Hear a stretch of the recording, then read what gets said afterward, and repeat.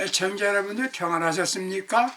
오늘은 나라가 잘 돼야 합니다라는 주제로 말씀을 드립니다. 우리가 살고 있는 대한민국은 잘 돼야 합니다. 나라 없이 개인이나 정당이 있을 수 있나요? 없지요. 신앙인은 예수 믿고 천국 간다고 믿지요.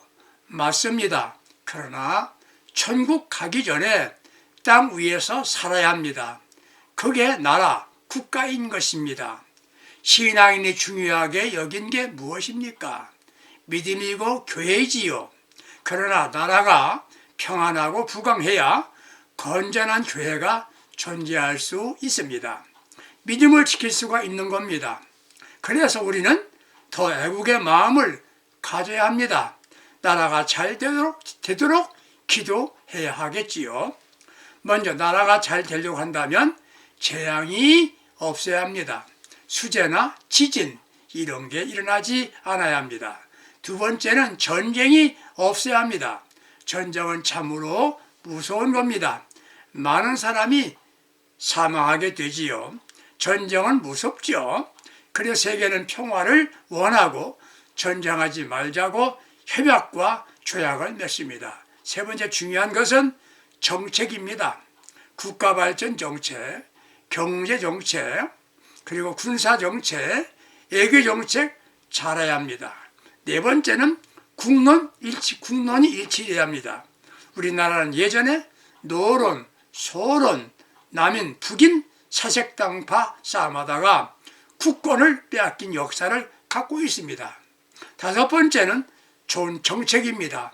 창세기 41장에서 44장까지의 내용은 온 주변 나라가 흉년임에도 불구하고 애굽은 어려움 없이 나라가 잘된 것이었습니다.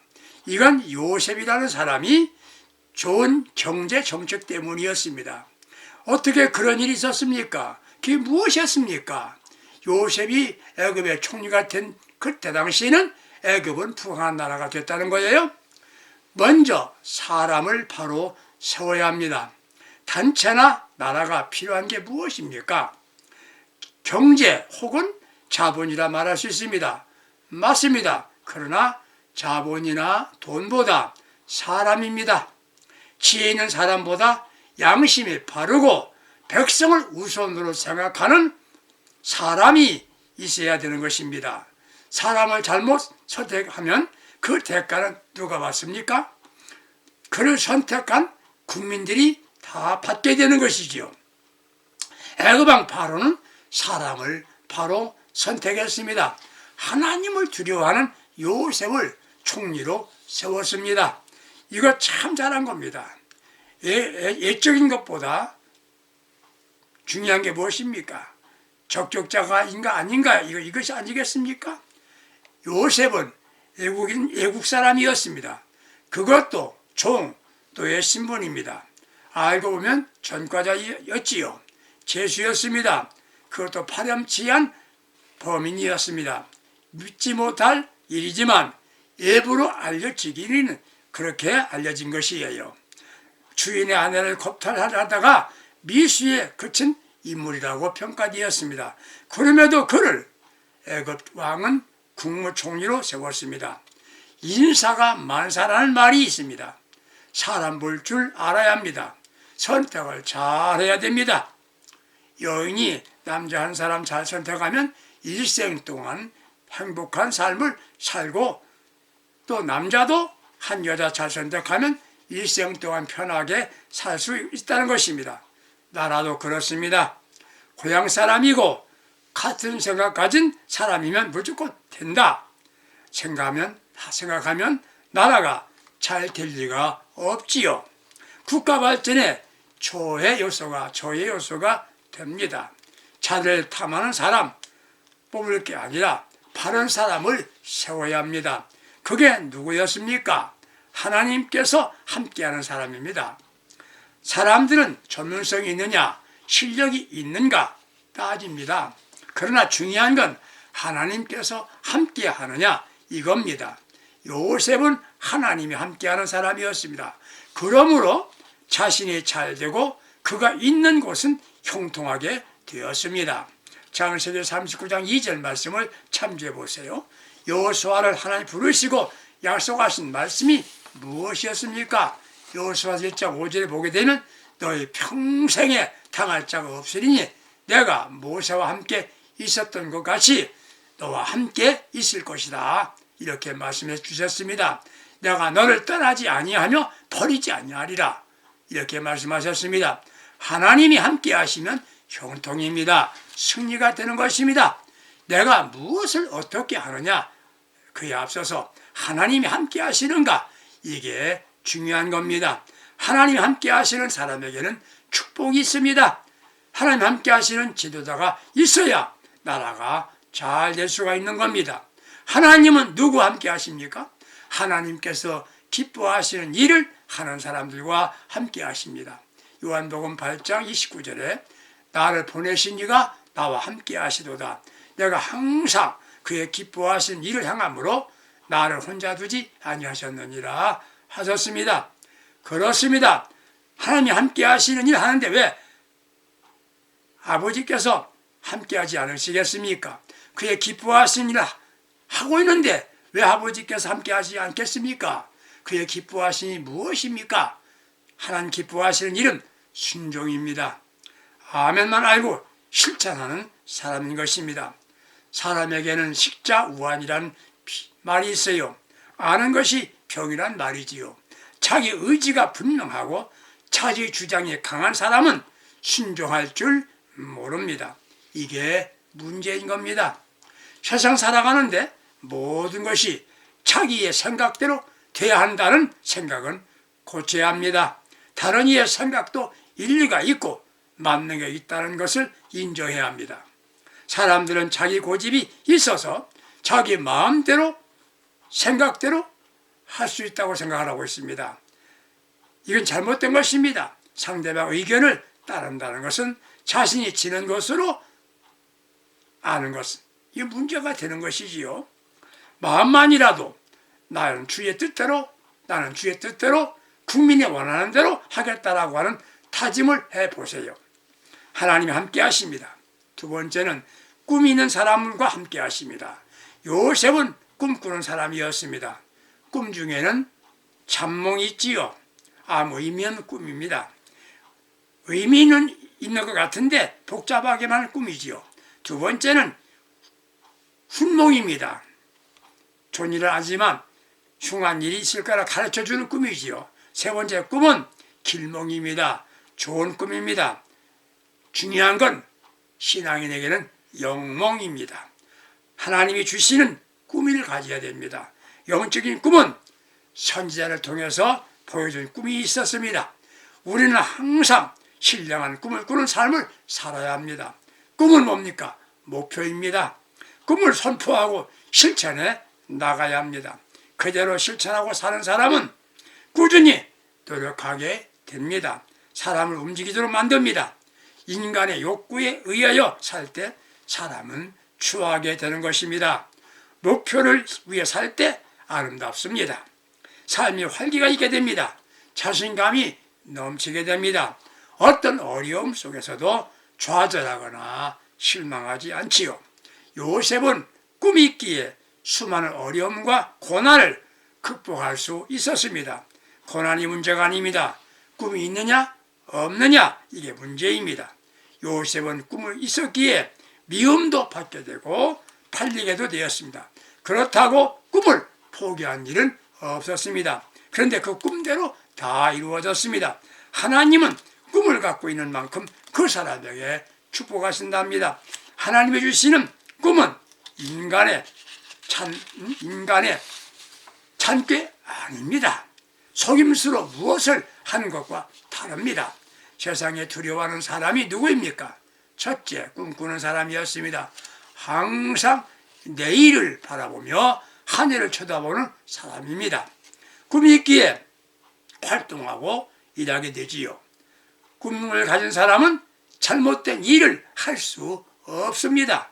꿈 있는 사람은 범죄하지 않습니다. 꿈이 있는 사람은 하나님께서 세우시고 사용하십니다. 두 번째는 소유에 집착하지 않는 사람입니다. 셋째는 목적을 세우고 달성하기까지 목숨을 걸고 최선을 다하는 사람입니다. 바로 요셉이 그런 사람이었습니다. 요셉은요, 충성하는 사람이었습니다. 그는 처음부터 끝까지 충성했습니다. 어린 시절 집에 있을 때는 아버지 말씀에 무조건 충성하여 순종하여 충성하였습니다. 애굽의 종으로 팔려갔을 때도 충성하였습니다.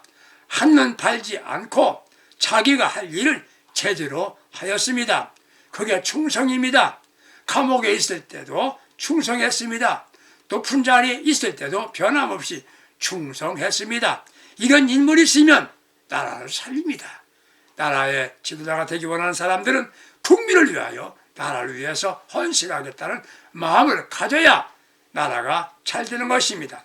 두 번째, 나라 살리는 일은 정책을 바로 세우는 일입니다. 나라가 풍년일 때 요셉은 저축을 했지요. 이게 준비입니다. 모든 일은 준비만 잘 되면 끝나게 되는 겁니다. 7년 동안 풍년이 들었습니다. 충분한 양식을 많이 저축했습니다. 여러분들이 컴퓨터를 사용하실 때 작업을 마치면 문자가 뜨지요? 저장하겠습니까? 그리 뜹니다. 확인하면 저장됩니다. 언제 어디에서라도 꺼내면 자료로 쓸 수 있는 것입니다. 아니오면 없어지지요. 저장할 줄 알아야 합니다. 나라가 잘 될 때 저장해 놓아야 되는 것입니다. 저축이 뭡니까? 저장이 무엇입니까? 준비입니다. 우리는 저축하면 물질적인 것만 생각하기 쉽지요. 요셉은 곡식을 저축했습니다.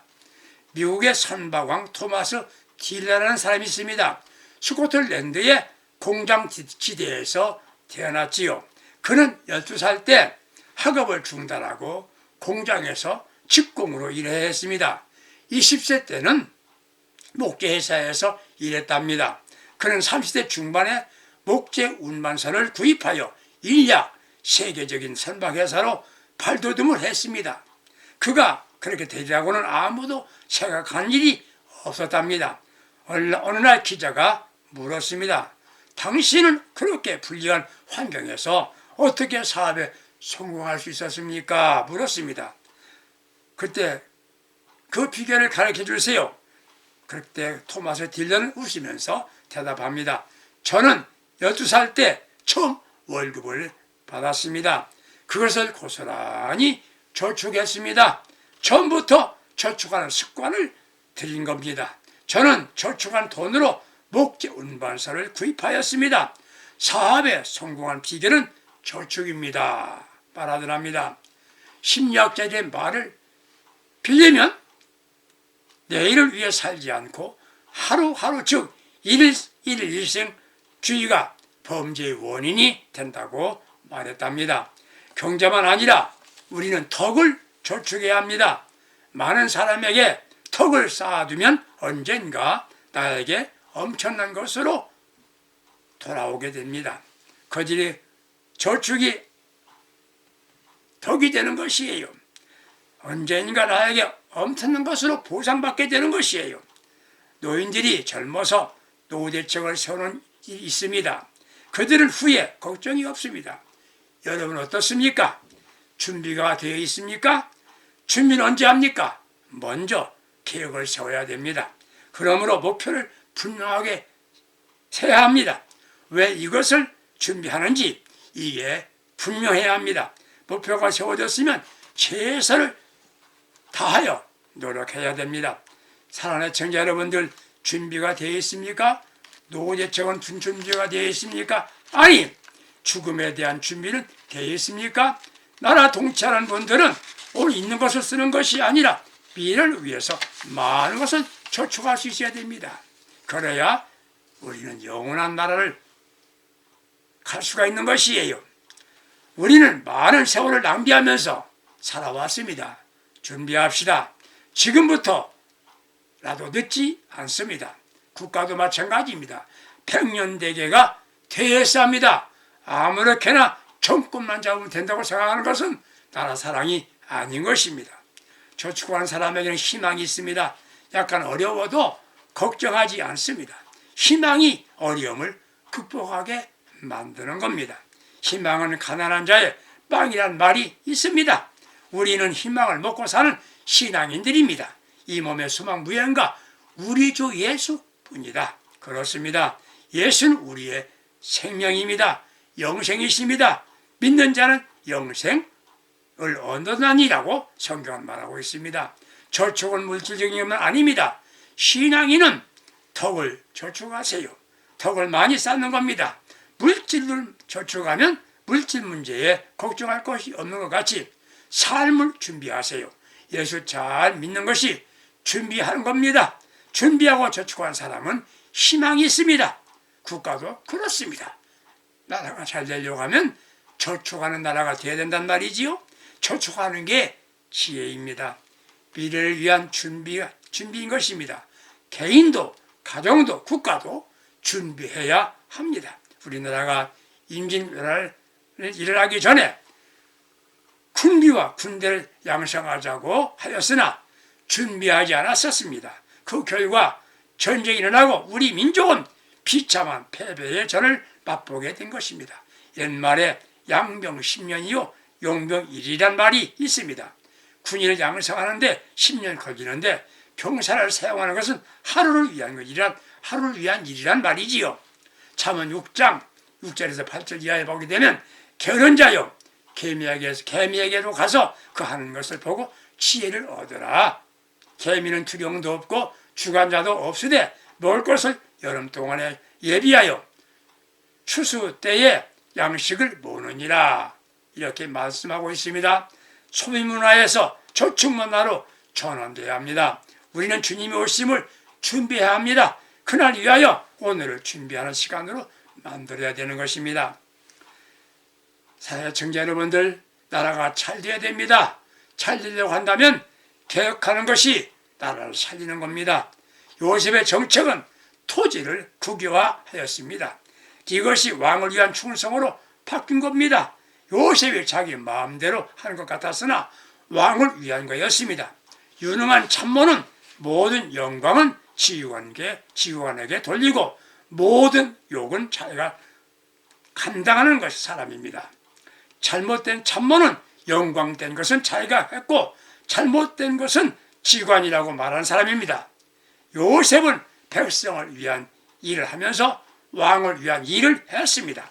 이 일은 시종일관 변치 않고 시행하였습니다. 특별히 요셉은 토지를 개혁했습니다. 이들에게 땅이 얼마나 귀한 것인지 알게 되었을 겁니다. 사는 길은 바꾸는 겁니다. 나라가 잘 되는 것도 바꾸는 것입니다. 이게 개혁입니다. 사회 전반에 변화가 일어나고 있습니다. 그럼에도 우리는 변화에 너무나 무관심입니다. 우리에게 바꿔야 할 게 있습니다. 바로 생각입니다. 아니란 생각을 근면으로 바꿔야 합니다. 엘빈 토플러는 이제 지구촌은 강자와 약자 대신 빠른 자와 느린 자로 구별될 것이고 빠른 자는 승리하고 느린 자는 패배한다고 말하였습니다. 어떤 미래학자는 오늘의 급속한 변화에 80%는 적응하지 못하고 정하지 못하는 80%는 가면 갈수록이 도태될 것이라고 말했습니다. 생각이 바뀌지 않으면 아무것도 달라지지 않습니다. 생각의 변화가 변화 시작이라면 변화의 끝은 생활 방식이 문화를 바꾸는 겁니다. 인간은 어떤 행동하기 전에 의식적이건 무의식적이건 생각하게 되면서 어떤 행동을 했을 때 그 결과에 만족하게 되면 그 일을 반복하게 됨으로써 그 사람의 습관과 태도가 형성된답니다. 나라를 살리려면 우리 모두 변화에 적응해야 됩니다. 생각을 바꿔야 됩니다. 대통령이 잘못이다. 정치가 누가 잘못이다. 라는 생각을 하고 있는 이들이 많습니다. 그런 대통령 뽑은 우리는 잘못이 없나요? 내가 잘못했다는 생각으로 바꿔야 한다는 것, 그 말입니다. 우리는 고쳐야 합니다. 자신을 고쳐야 합니다. 태도를 바꿔야 합니다. 누구의 말대로 개혁하면서 악을 하고 있다면 나라는 안 됩니다. 고대 인사를 인물 중심으로 바꿔야 합니다. 비판 중심에서 나라 사랑, 국민 사랑으로 바꿔야 합니다. 이제 이게 개혁입니다. 우리나라, 우리 국민 모두는 열심히 일하는 국민이 되어야 합니다. 잣사는 운동할 만한 할 게 아니라 바로 사는 운동으로 바뀌어야 합니다. 이것이 개혁입니다. 그리스도인들은 믿음과 생활을 동일시해야 합니다. 말보다 행함이 있어야 합니다. 나라 살리는 일은 어떤 특정한 한 사람이 하는 게 아닙니다. 우리 국민이 모두 함께 해야 되는 것입니다. 나라 살리는 일은 자신이 사는 일입니다. 내가 사는 일입니다. 같이 잘 삽시다. 인물이 되십시오. 여러분 인물 될 수 있습니다. 날마다 신령한 꿈을 꾸세요. 헌신하고 충성하세요. 나라를 위해서 한 가지 일이라도 해보세요. 최선을 다하십시다. 또 한 가지는 준비합시다. 매사를 철저하게 준비하는 사람은 정책 있는 사람이 되는 것입니다. 개혁해야 합니다. 변화되어야 됩니다. 자신이 먼저 달라져야 합니다. 생각부터 행동까지 의식이 달라짐으로 개혁의 주역이 되고 나라 살리고 가정도 살고 자신이 살고 교회가 살게 되는 믿음의 사람, 개혁의 사람, 헌신의 사람, 나라 사랑의 사람들이 되시기를 주님의 이름으로 축복합니다. 감사합니다. 승리합시다.